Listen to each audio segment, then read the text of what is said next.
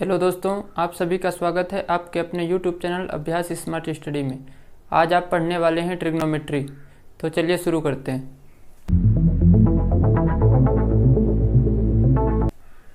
जैसा कि आप नाम से ही जानते होंगे, ट्रिग्नोमेट्री का मतलब होता है त्रिकोणमिति। त्रिकोणमिति अर्थात बोल सकते हैं तीन कोण वाला। मिति मतलब होता है माप, अर्थात तीन कोण को मापने वाला ही ट्रिग्नोमेट्री कहलाएगा। जैसा कि देख सकते हैं, त्रिकोणमिति जो ट्रिग्नोमेट्री है, ट्रिग्नोमेट्री ये जो बेसिकली डिपेंड है राइट एंगल ट्रायंगल पर। ये समकोण त्रिभुज पर आधारित है। समकोण त्रिभुज पर आधारित है।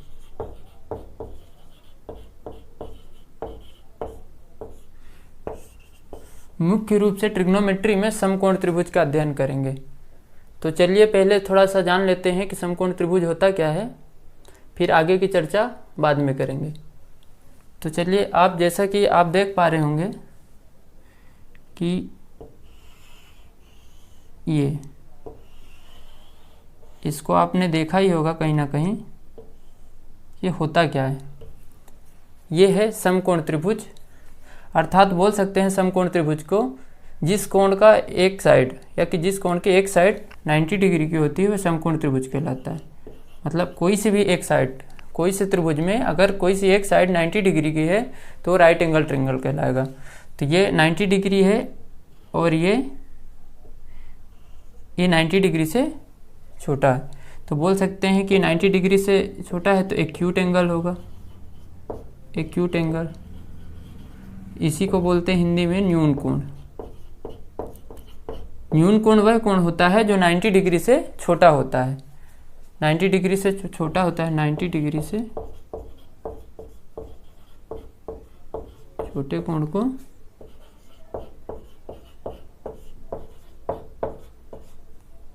न्यून कोण कहते हैं। न्यून कोण कहते हैं। तो आप जान सकते हैं 90 डिग्री छोटा है या कि ये 30 होगा तो ये 60 हो जाएगा। मतलब जो दो शेष दो साइड है, जो बची हुई दो साइड है, तो उनका सम जो होगा 90 डिग्री होगा। तो ये कितना हो गया? 60 + 30 = 90। और एक एंगल जो कंपलसरी है 90 डिग्री का होगा ही। तो 90 + 90 = 180 डिग्री। तो आप ये भी जानते होंगे त्रिभुज के तीनों कोणों का योग कितना होता है? 180 डिग्री होता है। 180 डिग्री त्रिभुज के तीनों कोणों का योग होता है। तो आप इसको समझ गए होंगे और इसी पे आधारित है ट्रिग्नोमेट्री।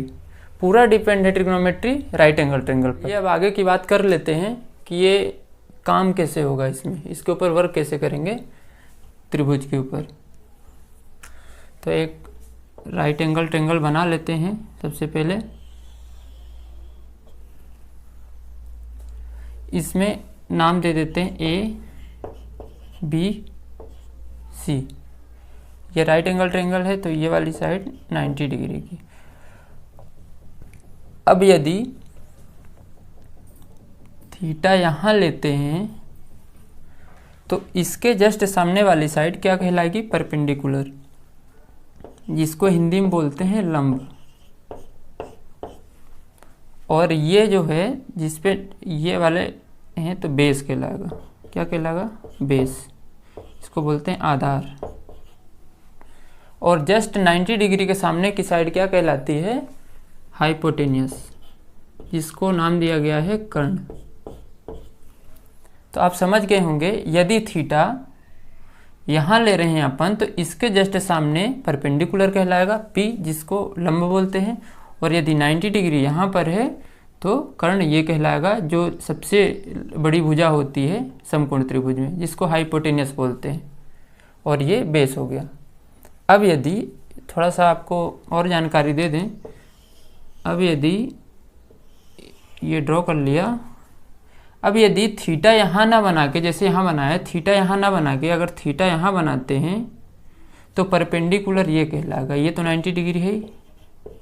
अगर थीटा ये माने अगर अपन, तो ये परपेंडिकुलर कहलाएगा, इसको आपको मैंने बता दिया है कि लंब बोलते हैं इसको, और इसके सामने वाली साइड को हाइपोटेनियस कर्ण बोलते हैं। और ये क्या कहलाएगा? बेस, आधार। तो अतः हम कह सकते हैं कि जो थीटा है अर्थात थीटा के आधार पर परपेंडिकुलर चेंज होगा। अब यदि थीटा यहाँ है तो परपेंडिकुलर यहाँ बनेगा, और यदि थीटा यहाँ है तो परपेंडिकुलर यहाँ बनेगा।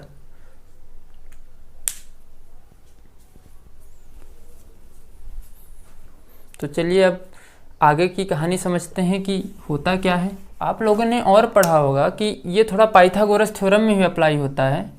ये पाइथागोरस थ्योरम से ही निकल के आया हुआ है, तो बोल सकते हैं पाइथागोरस थ्योरम। पाइथागोरस प्रमेय जो बोलती है,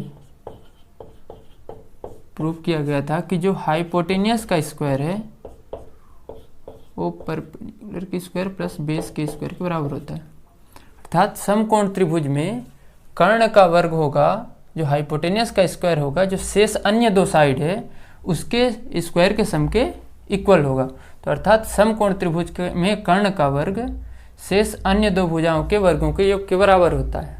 तो देखने से पता चल रहा है कि ये सबसे बड़ी साइड का जो स्क्वायर है और इन दोनों साइड के स्क्वायर के इक्वल होता है। तो इसको बोल सकते हैं कर्ण का स्क्वायर इक्वल लंब का स्क्वायर प्लस आधार का स्क्वायर। जैसे कि अब अगर ये चीज़ अगर फॉलो करेगा, अगर ये फॉर्मूले को ये कोई भी राइट एंगल ट्रायंगल अगर फॉलो करेगा तो वही कहलाएगा समकोण त्रिभुज। तो चलिए कैसे काम करेगा।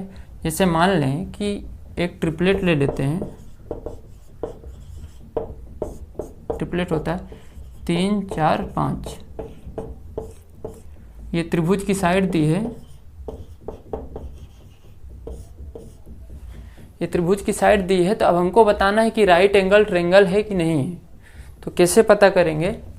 तो चलिए देखते हैं कि पाइथागोरस थ्योरम लगा के h square equal P square plus B square. अब जानते हैं कि त्रिभुज में सबसे बड़ी साइड जो होती है हाइपोटेनियस होती है। तो हाइपोटेनियस क्या सबसे बड़ी साइड कौन सी इसमें? 5। तो इसकी जगह 5 का स्क्वायर। और p क्या है? p और b कुछ भी हो सकते हैं, 3 और 4। तो इसको मानते हैं 3 का स्क्वायर प्लस 4 का स्क्वायर। तो क्या हो जाएगा? ये 5 का स्क्वायर 25, 3 का स्क्वायर 9, 4 का स्क्वायर 16। देखिए 25, ये 16 9 25, ये भी 25। अतः हम कह सकते हैं कि ये जो भुजाएं हैं, ये वाली भुजाएं समकोण त्रिभुज की भुजाएं। किसकी भुजाएं हैं? समकोण त्रिभुज की भुजाएं हैं या की साइड है।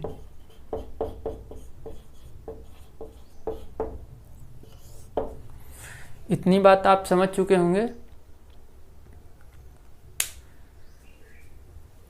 कि ये 25 इक्वल 25 आ गया समकोण त्रिभुज। मतलब अगर ये प्रूव कर रहा है इसको, तभी ये समकोण त्रिभुज की भुजाएं कहलाने की हकदार हैं, नहीं तो समकोण त्रिभुज नहीं है। तो चलिए अब आगे की बात समझते हैं। इसको साइड में लिख लेंगे वापस से। चलिए एक और इधर ड्रॉ करते हैं।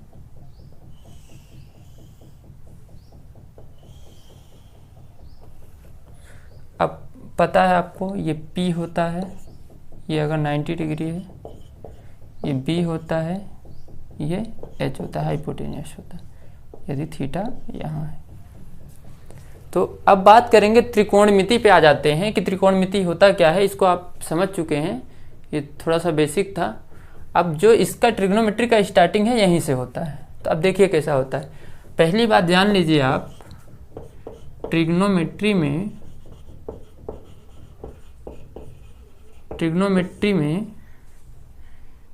6 ट्रिग्नोमेट्रिक रेशियो होते हैं। ट्रिग्नोमेट्रिक रेशियो होते हैं जिनको त्रिकोणमितीय अनुपात भी बोला जाता है। त्रिकोणमितीय मिति अनुपात। पूरा ट्रिग्नोमेट्री जो है इन्हीं 6 ट्रिग्नोमेट्रिक रेशियो पर आधारित है। अगर आप ये समझ लेंगे कि ये कहाँ से आए हैं, ये होता क्या है, तो आपको ट्रिग्नोमेट्री थोड़ा आसान लगेगी। तो चलिए जानते हैं कि होता क्या है। आया निकल के कहाँ से आया, ये है समकोण त्रिभुज से ही निकल के। तो चलिए देखते हैं। अब ये इसमें P है, ये B है, ये H है। यदि हम P और B का रेशियो रखें तो इसी को बोला जाता है ट्रिग्नोमेट्रिक रेशियो। P और B के रेशियो को क्या बोला जाएगा? Trigonometric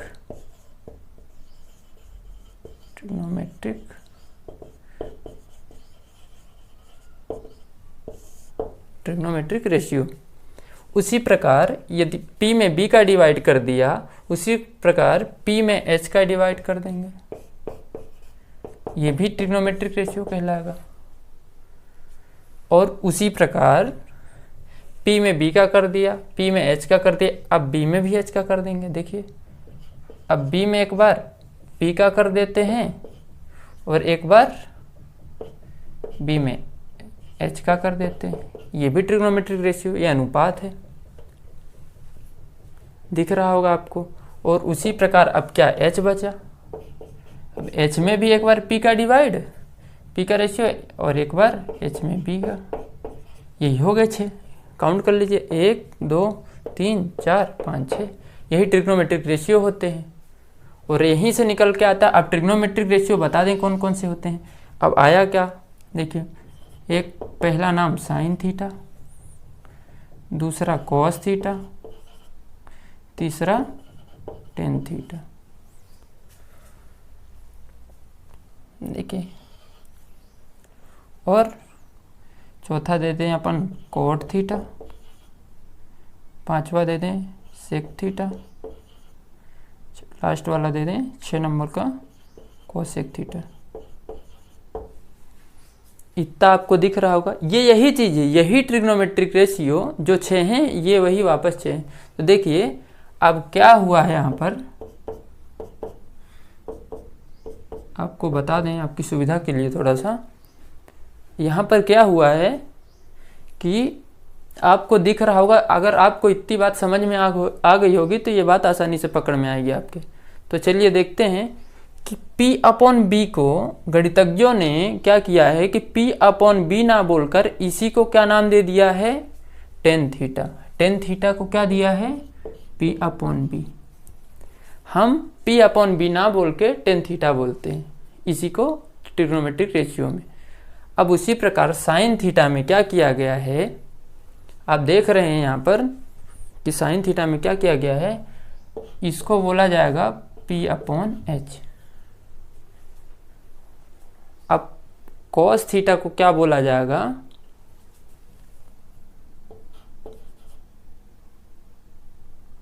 B upon H। और उसी प्रकार कोट थीटा को क्या बोला जाएगा, B अपॉन P। और सेक थीटा को बोला जाएगा H अपॉन B। और कोसेक थीटा को बोला जाएगा H अपॉन P। ये यहीं से निकल के आए हैं, देख सकते हैं आप, P upon B, P upon B, P upon H, P upon H, B upon P, B upon P। अब B अपॉन H, ये भी दिख रहा होगा आपको, B upon H, H upon P, H upon P, H upon B, H upon B। इसी को P upon H ना बोलकर साइन थीटा बोला गया है, B अपॉन H ना बोलकर कॉस थीटा बोला गया है, और P अपॉन B ना बोलकर टेन थीटा बोला गया। उसी प्रकार कॉट से कोसेक का चलेगा। तो इतनी बात आपको अगर समझ में आ गई होगी तो आगे की बात आसानी से समझ में आ जाएगी। तो चलिए आगे की ओर करते हैं। इसको लिखा रहने देते हैं थोड़ा सा, अगर आप नोट कर लिए हो तो अच्छी बात है, थोड़ा सा रफ कर देते हैं।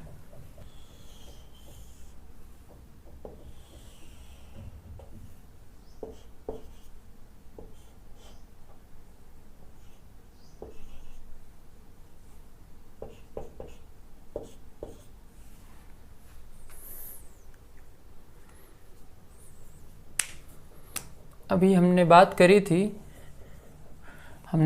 थी अभी कि साइन थीटा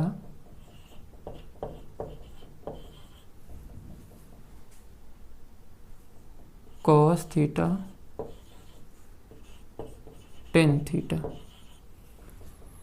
अभी आपको ये 3 फंक्शन होते हैं, ये ट्रिग्नोमेट्रिक फंक्शन बोल सकते हैं या कि ट्रिग्नोमेट्रिक रेशियो, और इसी के 3 अपोजिट होते हैं। तो आपको बता सकते हैं कि अपोजिट क्या होते हैं। तो चलिए देखिए, जो साइन थीटा का अपोजिट होता है कोसेक थीटा। आप ये बात अगर आसानी से याद रख लेंगे, ये 3 रेशियो, तो ये 3 ऑटोमेटिक आपको याद हो जाएंगे। और कोस थीटा का अपोजिट होता है सेक थीटा, और टेन थीटा का अपोजिट होता है कोट थीटा। इतनी बात आपको समझ में आ गई होगी। तो चलिए अब देखते हैं कि हमने बताया क्या था कि साइन थीटा होता क्या है। तो एक बार साइड में लिख लेते हैं, इधर लिख लेते हैं, थोड़ा आसानी रहेगी समझने में। Sine theta,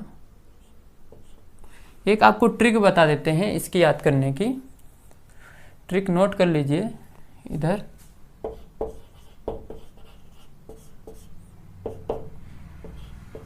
P B P H H B, इसको बोल सकते हैं पंडित बद्री प्रसाद हर हर भोले, या लिख सकते हैं पाकिस्तान भूखा प्यासा हिंदुस्तान हरा भरा। हिंदी में बात करें इसको तो हिंदी में बोला जाता है लाल बटे कक्का। और ये चलेगा कैसे? लंब बटे कर्ण, आधार बटे कर्ण, लंब बटे आधार। इसको बोल सकते हैं perpendicular upon hypotenuse, base upon hypotenuse, perpendicular upon base. तो देखिए, तो ये चलेगा किस फॉर्म में? ये साइन, कॉस और टेन। तो चलिए देखते हैं कैसे होगा। साइन थीटा, अगर आपसे कोई पूछ ले कि साइन थीटा क्या होता है, अगर कहीं मिल जाए कि साइन थीटा फॉर्मूला, तो आप लिख सकते हैं पी अपॉन एच। तो साइन थीटा की जगह क्या लिख सकते हैं आप? P upon H. अब साइन के बाद कॉस, कॉस थीटा, अभी आपको बताया cos theta, B upon H. अब तीसरा tan theta, P upon B. Tan theta क्या हो जाएगा? P upon B. Sine theta लंब बटे कर्ण, कॉस थीटा आधार बटे कर्ण, टेन थीटा लंब बटे आधार। और इसी प्रकार मैंने बताया आपको 3 रेशियो आप याद कर लेंगे तो ये 3 आसानी से याद हो जाएंगे। जैसे साइन थीटा का अपोजिट कॉसेक थीटा होता है, तो साइन का अपोजिट अगर कॉसेक होगा तो कॉसेक थीटा क्या हो जाएगा?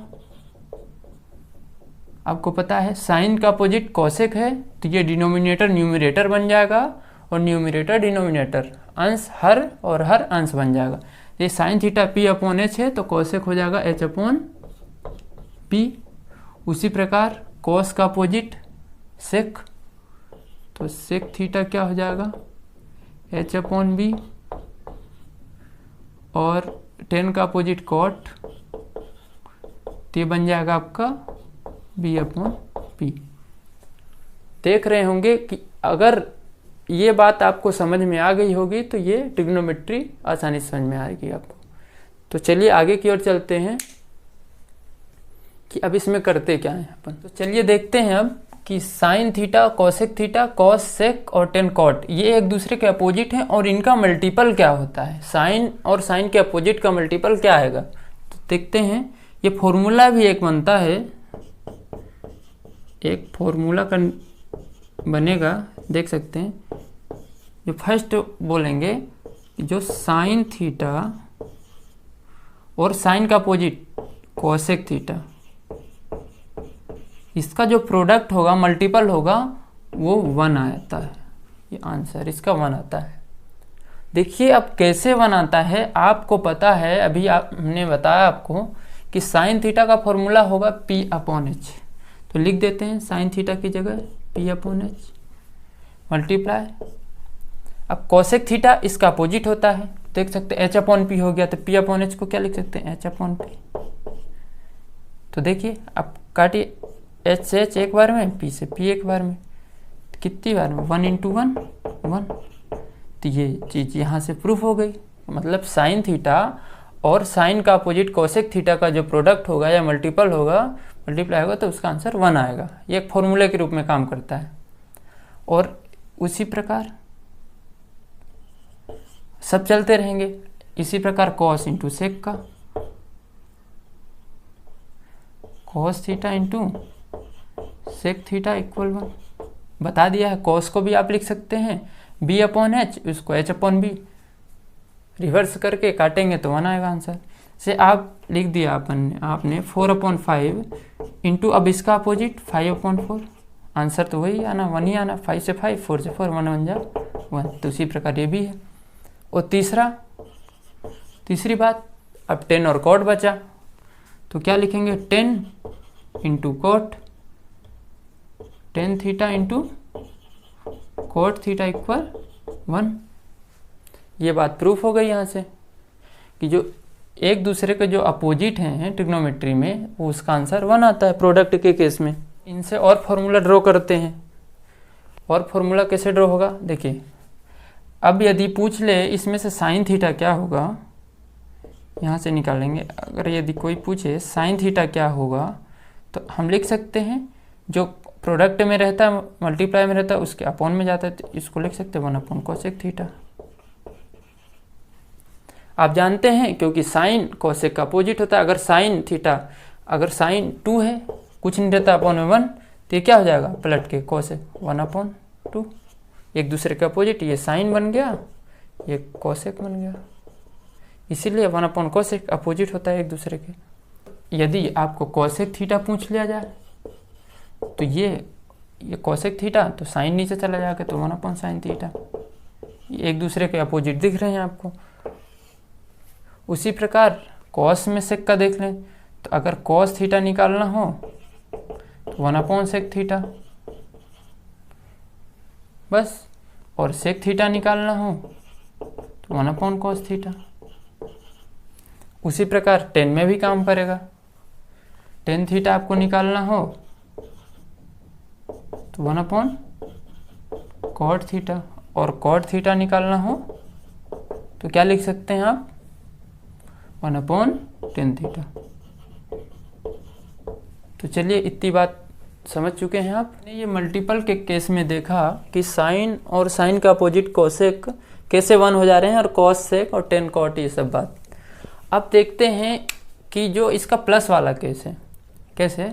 तो एक फॉर्मूला बनता है, देखिए, जो sign square theta plus cos square theta equal 1। ये कभी कभी डायरेक्ट क्वेश्चन आता है सभी एग्जामों में, sine square theta plus cos square theta equal question mark दे देगा। यहाँ पर क्या होगा, ठीक है। तो आपको घबराना नहीं है, हम बताएंगे आपको कैसे होगा। और दूसरा आएगा उसी प्रकार, ये प्लस वाला रहेगा और 2 माइनस वाले रहेंगे। Sec square theta minus 10 square theta equal 1। ये आइडेंटिटी के रूप में भी काम करती है। ये 10th क्लास में है, इसका एक क्वेश्चन आता है 3rd, cosec square theta minus cot square theta equal 1। ये फॉर्मूला होता है। अब इसी से देखिए कितने फॉर्मूले निकाले जा सकते हैं, इससे आपको 10 से 12 फॉर्मूले रेडी हो जाएंगे इस पे से, अगर आप इसको कर लेंगे इतना। तो चलिए देखिए कैसे होता है, यहाँ थोड़ा बता देते हैं इसके बारे में। Sine square theta plus cos square theta equal 1 होता है। तो अब यदि आपको कोई बोल दे साइन स्क्वायर थीटा क्या होगा, यहाँ से साइन स्क्वायर थीटा, तो आप जानते हैं इक्वल में 1 उधर है तो 1 उधर रहने दीजिए, और ये प्लस का है तो जब उठ के जाएगा तो इस साइड माइनस में हो जाएगा। देखिए साइन स्क्वायर थीटा का एक फॉर्मूला ये भी बन गया। अब साइन का बन गया तो कॉस का भी बन जाएगा। तो देखिए कॉस स्क्वायर थीटा, तो ये कॉस का प्लस में है तो प्लस में रहने दीजिए, इक्वल में 1 है तो 1, और ये साइन स्क्वायर थीटा पॉजिटिव है तो उधर जाएगा उठ के इसके साइड, तो नेगेटिव हो जाएगा साइन स्क्वायर थीटा। ये एक फॉर्मूला बन गया। अब देखिए आपको ज़रूरत कहाँ पड़ती है इस फॉर्मूले की। हमने सीख तो लिया कि ऐसे होता है, लेकिन इसका काम कहाँ पड़ेगा, वर्क कहाँ पड़ेगा। तो चलिए देखिए आपको क्वेश्चन आ जाएगा। जैसे क्वेश्चन दे देते हैं आपको,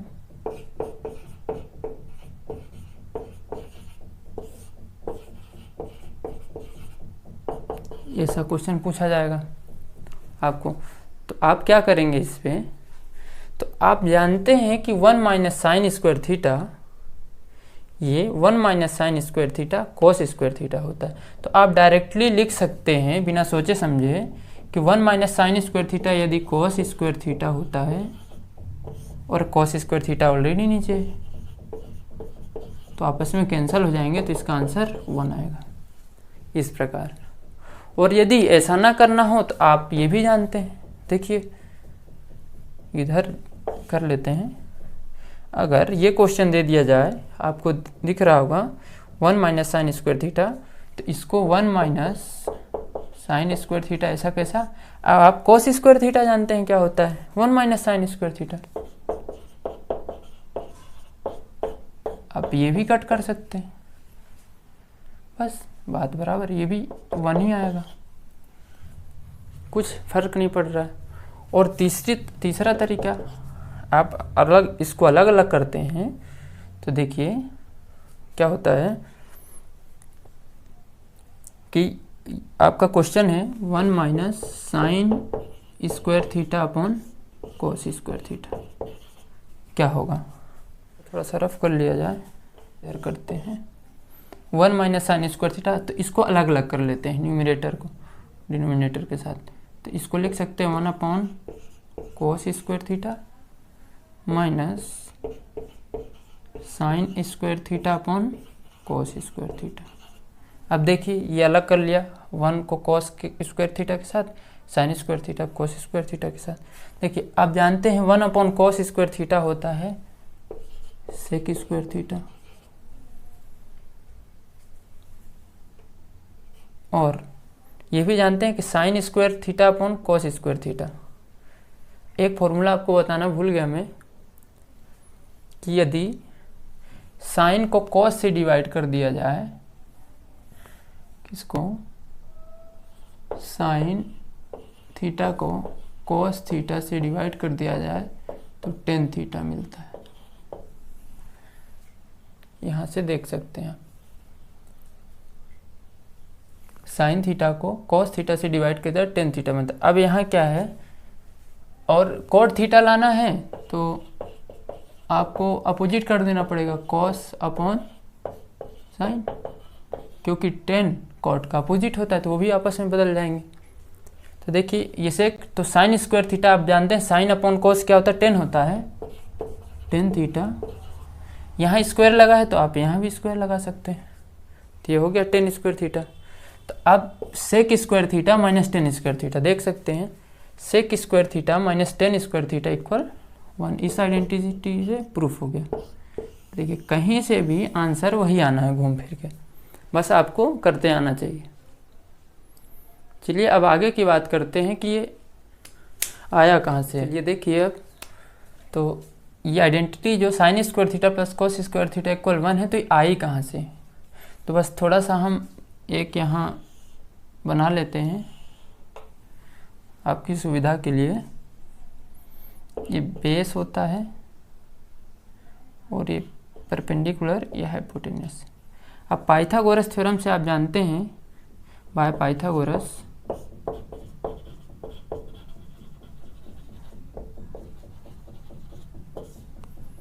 जो हाइपोटेन्यूस का स्क्वायर होता है परपेंडिकुलर के स्क्वायर प्लस बेस के स्क्वायर के इक्वल होता है। बस ये बात आपको ध्यान में रखना है। देखिए अब साइन स्क्वायर थीटा, हमने बताया आपको कि साइन थीटा क्या होता है, पी अपॉन एच। तो साइन थीटा की जगह लिख सकते हैं पी अपॉन एच, स्क्वायर है तो स्क्वायर लगा देते हैं, P square upon H square, plus तो प्लस। कॉस क्या होता है, बी अपॉन एच, स्क्वायर है तो B square upon H square. अब इक्वल 1 कैसे होता है, तो चलिए देखते हैं। अब देख सकते हैं एच एच एलसीएम ले लेते हैं तो एच स्क्वायर का एलसीएम एच स्क्वायर आ जाएगा। अब एच स्क्वायर एलसीएम हो गया तो बस P square plus B square. अब देख सकते हैं आप कि P square plus B square, इस केस में P square plus B square क्या आता है, एच स्क्वायर। परपेंडिकुलर का स्क्वायर इसका स्क्वायर प्लस इसका स्क्वायर इसके इक्वल होता है। हाइपोटेनस की स्क्वायर तो इसकी जगह लिख सकते हैं एच स्क्वायर, अपॉन में ही एच स्क्वायर। इससे ये कट गया, क्या बचा 1। ये प्रूफ हो गया। उसी प्रकार अब दूसरी आइडेंटिटी की बात करें। देखिए दूसरी आइडेंटिटी की बात करें, अगर दूसरी आइडेंटिटी आपको बताई थी sec square theta minus tan square theta equal 1। अब देखिए सेक थीटा क्या बताया था आपको, देख सकते हैं sec theta H upon B, तो सेक थीटा की जगह एच अपॉन बी। अब स्क्वायर है तो यहाँ भी स्क्वायर यहाँ भी स्क्वायर, माइनस टेन क्या होता है पी अपॉन बी, ये टेन की जगह P upon B, but square है तो स्क्वायर। अब इसका भी एलसीएम बी स्क्वायर, अब H square minus P square. देख सकते हैं यदि यहाँ से, क्योंकि आप जानते हैं कि H square equal P square plus B square होता है, अपने क्या निकालना है H square minus P square. अब यदि यहाँ से एच स्क्वायर माइनस इसको माइनस ले आए पी स्क्वायर तो क्या बचेगा बी स्क्वायर, तो क्या हो जाएगा इसकी जगह बी स्क्वायर रख देंगे, B square upon B square, आपस में कैंसिल, ये भी 1। दूसरा भी प्रूफ हो गया। देखिए ये उसी प्रकार टेन और कॉट, चलिए देख ही लीजिए उसको भी। तीसरी आइडेंटिटी देखते हैं, cosec square theta minus cot 1। अब इस पे क्या करेंगे, कोसेक का फॉर्मूला लगाएंगे। देखिए कोसेक एच अपॉन पी दिख रहा है यहीं से, तो एच अपॉन पी स्क्वायर है तो स्क्वायर, माइनस कॉट को क्या लिख सकते हैं बी अपॉन पी, स्क्वायर तो स्क्वायर। अब देखिए इसका भी एलसीएम पी स्क्वायर और H square minus B square. H square minus B square यहाँ से निकालेंगे आपको तो पी स्क्वायर ही मिलेगा। ये आंसर 1, प्रूफ हो गया। अब ऐसे ही काम पड़ेगा इसका, तो ऐसे क्वेश्चन आ जाएगा वापस जैसे बताया था, जैसा दे दिया आपको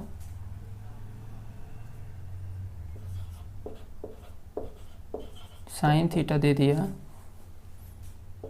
4/3।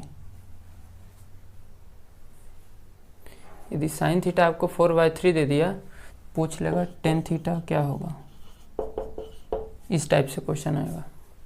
तो आप कैसे निकालेंगे इसको, तो चलिए देखिए ये साइन थीटा, आप जानते हैं कि साइन थीटा क्या होता है। साइन थीटा होता है परपेंडिकुलर अपॉन हाइपोटेनस, मतलब ये पी है और ये एच है, मतलब पी की वैल्यू 4, तो पी की जगह अपन इस वाले डायग्राम में देखें तो पी की जगह अपन लिख सकते हैं 4 और हाइपोटेनस की जगह 3। बट ऐसा होता नहीं, ये समझाने के लिए बता रहे हैं। ये साइड हमेशा, ये वाली साइड है इसके इक्वल होगी, तो हमेशा लिख सकते हैं, हम इसको लिख देते हैं 3/4, तो थोड़ा ठीक रहेगा। तो यहाँ भी चेंज कर लेंगे, तो ये 3 ये 4, तो ये वाली साइड क्या होगी। तभी टेन थीटा का फॉर्मूला क्या होता है, परपेंडिकुलर अपॉन बेस।